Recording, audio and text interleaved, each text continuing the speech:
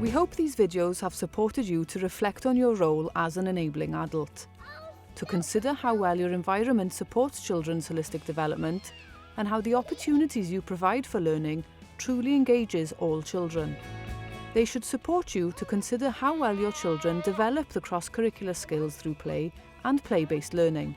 They should help you to reflect on whether you offer a wide range of learning opportunities, including physical active play, both indoors and outdoors.